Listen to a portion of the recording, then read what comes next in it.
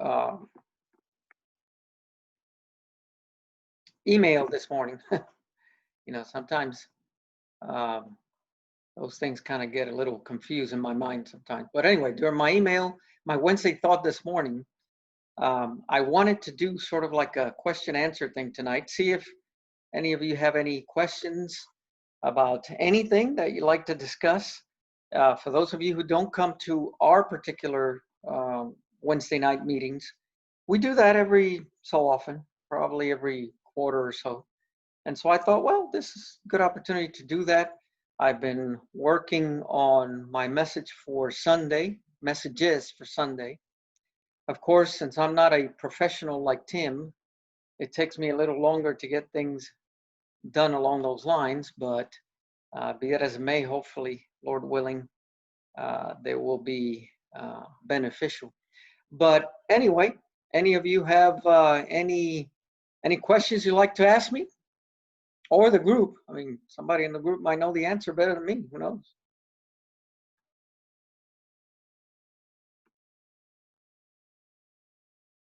Anyone? Nobody? Well, if nobody does, I do have something. Hello, Rob. Good to see you guys. So I guess you're still local?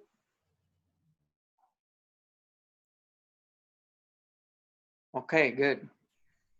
So anyway, I do have something I wanted to talk about because the other day somebody asked a question about what I would call the limits of our freedom. And I think that they were discussing it in relation to 1 Corinthians chapter 8. And you know that in 1 Corinthians chapter 8, Paul is talking about the issue specifically dealing with meat sacrificed to idols, and then how that liberty for those that are stronger translates into what does it mean for the weaker. And verse 9, I think, is sort of like the key to the whole chapter, where Paul says, take heed that your liberty doesn't become a stumbling block to your brother. And I was listening to John MacArthur today, and he was going through this passage, and there were some things that he was saying, some principles that he was expressing, in his mind, as far as how to make sense of our liberties when it comes to the things that we can do, that we have liberty to do as Christians, and insofar as our brothers as well. And he enumerated a number of principles, and they were, first was excess. And what that meant was, do I need it? Is this something that I need, or can I do without? Then the second one was expedient. Do I need to use it to make me a better Christian? Or again, is it something that is that I can forego and not suffer any difficulties or affect my Christian walk negatively? The third one was emulation. Is this what Christ has shown us to do? Is this something that Christ has shown as an example as far as how we should behave in a particular situation? And it goes beyond. I don't know if you remember some years back, there was a big thing about what would Jesus do, and you remember the bracelets and all that stuff that people would wear with WWJD. It goes beyond that. It's not just dealing with what would Jesus do. I think it goes to what has Jesus done, what has Jesus shown us.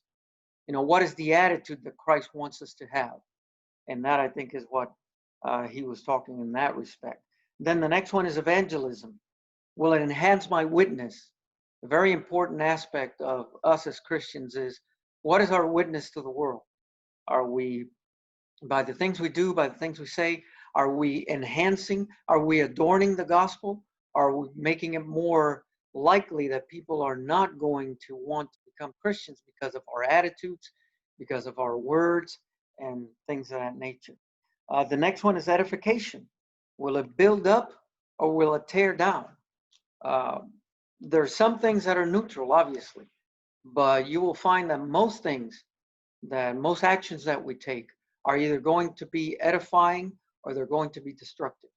And so we as Christians want everything that we do to be edifying, not just to ourselves, but also to our brothers and sisters and to the world as well. Because again, that it's part of our witness and part of the things that are going to make the world want to become Christians. Obviously, we know that the Spirit of God is the one that works in the heart to change the heart of man. But the means that the Spirit uses, among other things, is men. We preaching the word, we living the word. That is one of the means that the Spirit uses to bring men to himself. The next one is exaltation. Will it exalt the Lord? Will it glorify the Lord? We all know the first question of the catechism, right? What is the chief end of man? It is to glorify God and to enjoy him forever. And so will this that we do glorify God, or will it cause him to be blasphemed in the mouths of other people, right? So very important, perhaps one of the paramount ones there, I would say.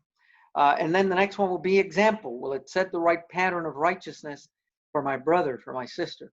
Is doing this and partaking of this liberty, is it going to set a right pattern for my brothers and sisters? I think it's important for us to realize also when we talk about our liberties is that there's going to be individuals who are going to find an objection with some of our liberties. That's never going to change. But I think that one of the important aspects that we, as the individuals that are exercising that liberty, we need to also ensure that we're educating our brothers and our sisters as to why we do those things. Not just we're going to stop doing them or we're going to disregard the person and do them anyway, but educate the younger Christian, the more immature Christian, as to why it is that we do these things. Using the example that Paul is using in 1 Corinthians 8, where it talks about offering meat to idols, that could have been an opportunity for a more mature Christian to explain why he did these things. Now, that's not to say that if the weaker brother couldn't understand, that he was going to say, well, sorry, you don't understand. I'm going to do what I'm going to do anyway. But I think that that's part of the process. It isn't just leave it at that, but explain why you're doing those things. Remember that there's things that are not wrong in themselves, but can be wrong depending on the situation. I mean, there's a lot of things that we can do in private, for example, that if we were to do them in public, wouldn't be right. And so by the same token, there's certain things that we can do as Christians because of our liberty, that if there are some individuals that have a problem with a particular activity, and let me use one that sort of brings it more to the 21st century rather than the meats offered to idols, although there are some societies that still practice that. But, for our purposes, that's not something that we're going to encounter. But in our society, for example, smoking is something that is sort of controversial. For some people, it's pretty much a liberty. For other individuals, they have trouble with it. They see it as something that is abusing your body, and it's not taking care of the temple that God has given you. And so that creates a problem for a brother or sister in that respect. And obviously, for smoking is something that is not something that we have to do in order for us to live or even to thrive, right? So food in itself, in the case of the example of Paul, is neither here nor there, right? Because food is neutral. It's neither good nor evil. And in this case, we don't have to smoke or we don't have to eat a steak in order to survive. Again, another example, if you have a vegetarian person, a vegetarian Christian comes to the church, becomes a Christian, new Christian, he's a vegetarian, and he's a vegetarian because he believes that killing animals is wrong, right? Well, I'm not going to go and invite him to Longhorn Steakhouse and indulge myself in a big steak, because obviously that is doing something that a weaker brother is going to find objectionable, is going to find offensive. And so we need to be sensitive to those kinds of things. Is it reasonable for a brother to see you enjoying those things? right? And in this case, it wouldn't be. In the example in 1 Corinthians 8, it's about going to a temple to enjoy these things. You may be thinking that it's your liberty, but obviously the brother sees you, first of all, in the temple and then participating on the meat. That's a double whammy as far as that's concerned. So in verse 9, Paul says, I'll forego my right, my liberty to eat meat as long as necessary, so that I do not cause offense to my brother. And again, these are things that are not necessary for us to do. It's important for us to realize there are certain things that we must do. For example, if your brother is offended at something that you must do, as far as at praying in public, for example, right? Well, then that's not something that your brother should be taking offense at. But even if he does, then you need to explain to him that that is something that you should do, that you must do, that you can't be just practicing your Christianity in private. And so in that case, the individual needs to be educated about the fact that that is something that needs to be done. I think too, sometimes, however, we're kind of always looking for a loophole when we read what Paul is telling us there, as far as let's make sure that we forego our liberties in order to protect the faith of the weaker brethren. A lot of times we start saying, yeah, but how far is that going to extend? But what about this? But what about that? And I think that that's sort of like going at it from the wrong perspective. The right perspective to be would be, I'm going to do whatever's necessary to ensure that my brother doesn't stumble, to the extent possible. Again, realizing that there's certain things that I must do, that even if they cause my brother to stumble, well, those are things that I must do, that God requires me to do.